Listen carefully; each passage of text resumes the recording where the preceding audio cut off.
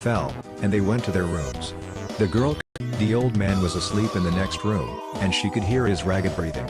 Suddenly the snow crunched again outside, right under the girl's window, and she heard the same intermittent, moaning breathing, as if someone had just run a fucking marathon and was out of breath. The girl covered her head with the blanket, almost dying of fright. A minute passed, and, crunching snow, an unseen guest moved to the window in the old man's room.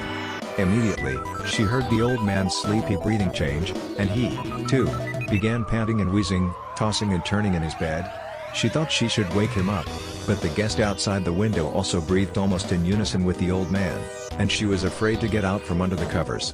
She did not know how long it lasted, and eventually fell asleep. The first thing she did in the morning, when dawn broke the night, was go out to the bathroom and examine the snow. No sign of footsteps. With a sigh of relief, she went in for breakfast. The old man was even more gloomy than yesterday. He told her that he had dreamed about his brother again, this time angry and determined to take him down by force. I fought as hard as I could, but he still knocked me down and dragged me away by force, the old man sighed. Here at last the girl dared to tell what she had heard. When the grandfather heard it, he fell into a state of depression. "You'd better wake me up before he overpowers me." It was definitely him. I remember him wheezing awfully when he was dying of tuberculosis. Now I'm a dead man. And indeed, not a week later, the old man came down with pneumonia and never recovered. He was buried next to his brother. And she had to move in with another family.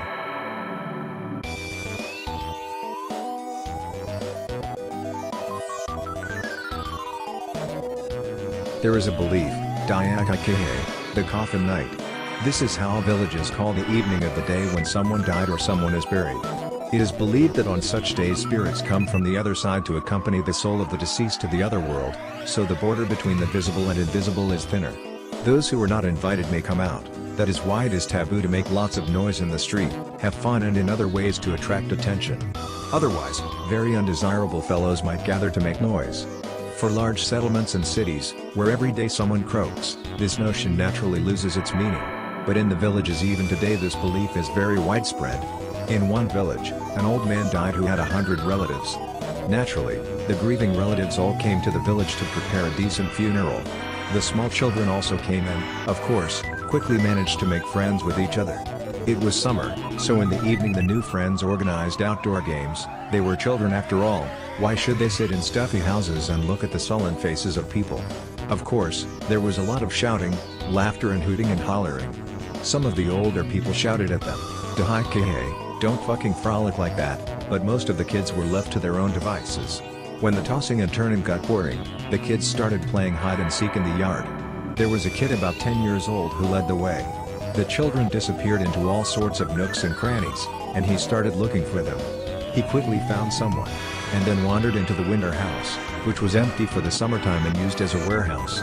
Even though it was summer nights, it was gloomy inside. The guy peeked into the rooms, nada. Already on his way out, he noticed a large closet rack with closed doors. Walking with a poker face past the closet, he jerked it open, but inside were just winter clothes, jackets, coats, etc. He suspected that children might be behind them, so he started probing with his hands. Running his hand up the sleeve of a large coat, he suddenly felt something cold. He looked up and saw that there was a knife glittering behind the sleeve of a coat. He was surprised and started touching further. It turned out that the knife was held by someone's hand, cold as ice. The boy pushed back the coat and saw that behind him was hiding a man of no less than 2 meters, looking down at him. The half-light made it impossible to see his face, but the stinky smell hit him in the nose. He screamed in a bad voice, and the boy rushed out of the house and told the children everything. They went into the house in a huddle and checked the closet. Nothing but clothes. They laughed at the boy, saying he was a coward, and continued to play. The next one was led by another boy. Everyone, as usual, hid, and the boy went to search. After some wandering, he entered the stable in the far corner of the manor. Since the windows in the barn were small, there wasn't much light either. But the boy could clearly see a man hiding in the corner in the shadows. "That's it, I found you," the boy declared. "Come out." The man held his hand to his mouth without moving, as if playfully suggesting silence, and began to chuckle softly, as if he were having a lot of fun.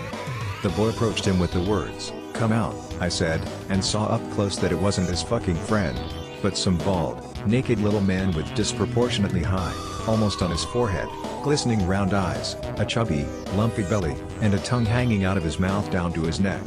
The kid shit himself, literally, that is, and was out on the street in a flash. When the kid ran to his parents in hysterics and told them everything, the adults forbade the kids from playing outside for the next few days. The fun was over. This is usually accompanied by the moral: every activity has its time, but since we are not moralists, we can deduce a lesson that you should not wander into dark alleys when there is a dead man lying in the next house.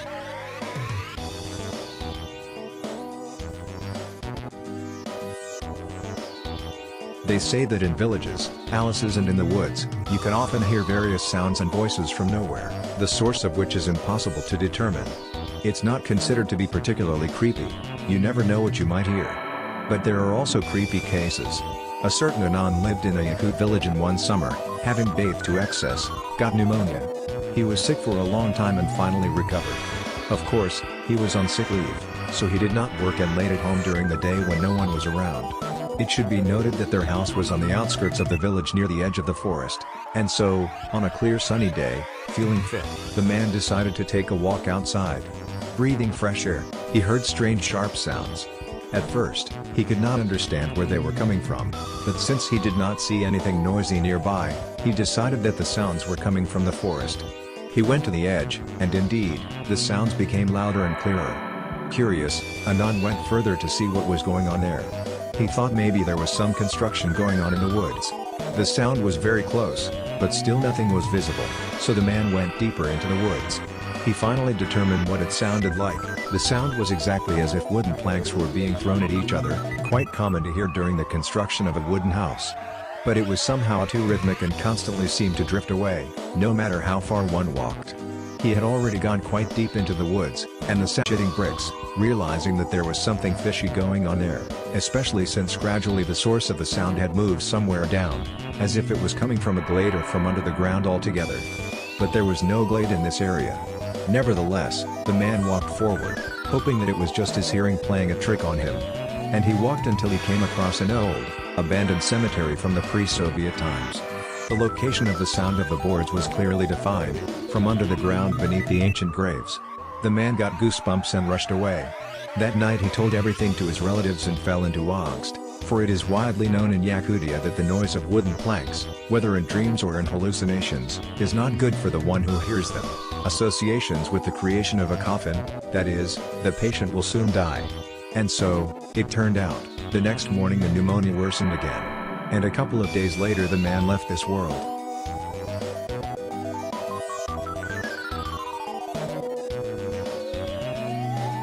My father once told me a story that happened to him personally. The story has to do with the spirit of the hunt, by Anai. My father and his friends decided to go out hunting in the deep woods. As they drove the UAZ to their deployment point, a couple of young guys started drinking vodka. Passing by the lake, one of them started to badmouth the lake in every possible way. Like, what a puddle, no fish obviously. He was quickly shut up. Soon they drove quite deep into the woods, and getting out of the car, the second of the drunkards started picking on the place where they were going to hunt. He, too, was quickly shut up. Holding a ridiculous grudge mixed with the alcohol they had drunk, the two friends decided to hunt separately from the others. The first went into the woods to supposedly get the biggest game, while the second, remembering the lake, went fishing. My dad and the others didn't find any game. Everyone was very disappointed. A fair amount of time passed. Soon a shot from a rifle came from the woods. The hunters rejoiced, thinking that at least the young ones were smiling with hunting luck. After a while there came one more shot from the lake. They started joking. They said, "Grief is a fisherman." Hunters were sitting, waiting for the young ones, but they still were not coming. The evening came. Have decided that young men have lost the way. The guys had drunk a substantial amount of vodka after all. Soon the local news reported 2 suicides. Both had their heads blown off. That's why the people say, "Mayim Bible." Yes, Bayana was offended.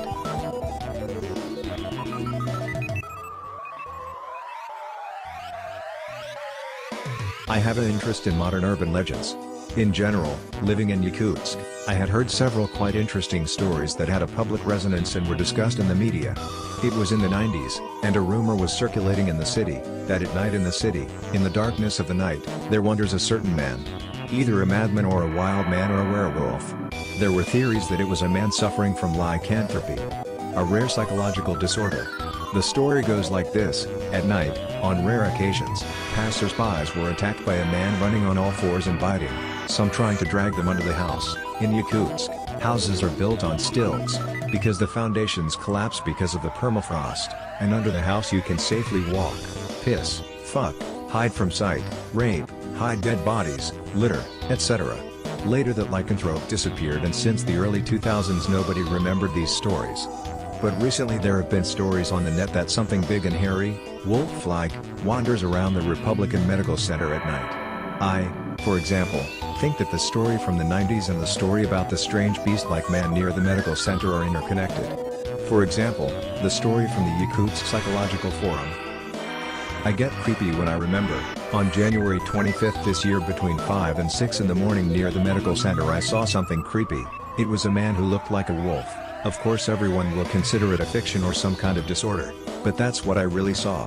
I saw how this creature was huge compared to the man. I first thought it was a tall man in a black trench jacket, but when approached I clearly understood that it was not a man. It easily jumped over the distance of about 5 meters. I distinctly know that a person in a Yakut winter at this time cannot jump so far. I was overcome with panic, and the smell was so scary, I even did not have time to do anything. I only remember how I was in the apartment and stood in the kitchen with a gun.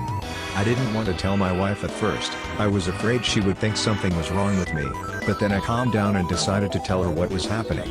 My wife was frightened, and for good reason. She firmly and resolutely asked me if I was on drugs. I wanted to go to the police station, but what can I tell them? That I saw a wolf with 2 legs or a man who looks like a wolf. Everyone knows that there are no werewolves. I do not believe it either. But I am scared of what happened. It was creepy, that is the only thing I know for sure. I wanted to write in the X-File forum, but they are all made-up stories. Hopefully someone will help shine a light as to what happened. Lately I feel a strange weakness, dizziness and an unconscious sense of fear. Basically, everyone started laughing and suggesting to go to a therapist, but I found a few more witnesses. How true their words are, I do not know, but internet folklore on that, and the internet folklore, some believe, some do not. My 2 sons also saw the creature jump over our fence. That was about 3 years ago. They saw it clearly up close, too. I believe them. By the way, we also live near the med center. I would tell a lot of interesting things about it, but I do not have time now. I'll come back later. I would even agree to take a lie detector. And to the author, you can relax. What you saw is not a figment of a sick imagination. Next. At the same time, dogs began to disappear in our area. For example, our sheepdog, a huge male dog, who stood on a chain, also was taken away. Our neighbors had a Caucasian. They tried to snatch him, too, but he did not let them. We also found several dead dogs. 2 corpses in terrible condition were found near us in a pile of crates, a dog's head on the road, and a few other such cases. I contacted the police station and the disappearances started to slow down. But in the nature of its work, I usually woke up at 5 a.m. at 5:30, like fucking clockwork, began a cacophony of howling dogs. And the howling always started on one side and ended in the area of empty houses. Our new dog was smarter. She, as soon as the howling began, immediately hid in the doghouse and lay there shivering until 6 a.m. A year ago, everything just stopped at once, and now it is quiet and peaceful.